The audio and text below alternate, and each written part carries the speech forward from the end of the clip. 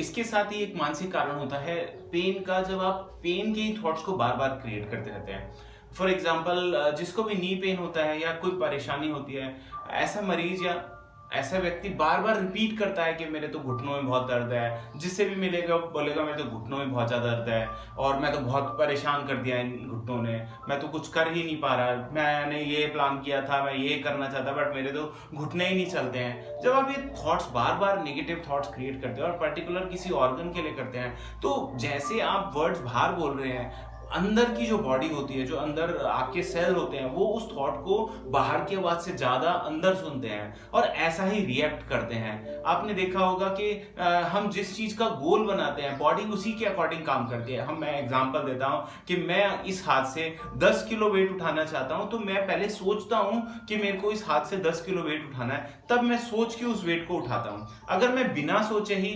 मेरा ध्यान कहीं और है और मेरे को कोई एक ग्लास पानी भी देगा, तो कई बार हमारे हाथ से पानी गिर जाता है, हमारे हाथ से सामान गिर जाता है, हम क्या कहते हैं, अरे सॉरी मैंने ध्यान नहीं दिया था। मतलब ध्यान नहीं था, मतलब हाथ तो वहीं था बट ध्यान नहीं था, मतलब माइंड की कॉन्शियसनेस नहीं वहां नहीं थी। इसी तरह से हमारा बॉडी हमारे थॉट्स के अकॉर्डिंग चलती है। जब हम थॉट्स क्या कर रहे हैं, अरे घुटना तो ठीक ही नहीं होता, हमने तो इतना इलाज करा लिया, हमने तो इतने पैसे खर्च कर दिए, बार बार आप ये जो नेगेटिव थॉट्स अपनी बॉडी को देते रहते हैं, बॉडी वैसा ही रिएक्ट करती है। इसीलिए मैं तो बहुत सारे पेशेंट्स को देखता भी हूँ और ये समझाता भी हूँ कि आप जब इलाज करा रहे हैं तो तब तो कम से कम पॉजिटिव रहिए। वो बहुत बार नए डॉक्टर्स के पास जाते हैं, बहुत अच्छे डॉक्टर्स के पास भी जाते हैं, बट कहते हैं हमने तो इतने डॉक्टर्स को दिखा लिया, हम ठीक तो हुए ही नहीं है, हम तो ठीक होंगे नहीं। बहुत सारे लोगों का एक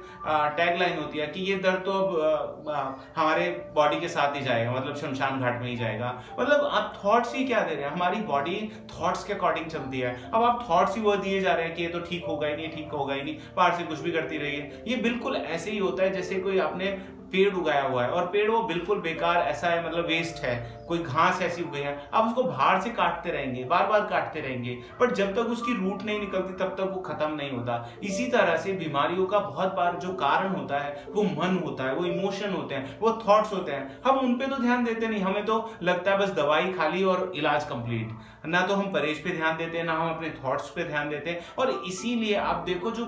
लोगों की लाइफ में प्रॉब्लम है, बहुत सारी बीमारी का जो अगर आप कारण ढूंढोगे तो कहीं ना कहीं आप किसी बीमार से या जो बहुत सारी बीमारियों से सफर कर रहा है उसके पास बैठ के देखो, वो बार बार ना अपनी बीमारी के बारे में बताएगा, अपने बारे में बताएगा, अपने दुखों के बारे में बताएगा। मतलब उसने अपने सराउंडिंग एक ऐसी एनर्जी क्रिएट कर ली है जो निगेटिव है और फिर वो चाहता है कि मैं इससे निकल जाऊं। मतलब कोई गड्ढा खोद रहा है और उसमें उसने जैसे दलदल जैसा बना लिया और वो चाहता है कि मैं तो दलदल से निकल ही क्यों नहीं पा रहा। जैसे दलदल में हाथ पैर मारने से बंदा और नीचे जाता है, इसी तरह से जब आपको कोई परेशानी है, कोई नेगेटिव आपकी लाइफ में सिचुएशन चल रही है, कोई बीमारी ऐसी चल रही है, तो जितना आप उसको बार बार रिपीट करेंगे, बोलेंगे, आप बिल्कुल ऐसा ही काम कर रहे हैं जैसे आप दलदल में बहुत जोर जोर से हाथ पैर चला रहे हैं। जिस तरह से दलदल में हाथ पैर चलाने से आप नीचे और धंसते चले जाते हैं, उसी तरह से जब आप बीमार हैं या आप कोई ऐसी प्रॉब्लम फेस कर रहे हैं और बार बार आप वही थॉट्स कर रहे हैं, तो उससे भी आप उस बीमारी में और डीप घुसते जा रहे हैं।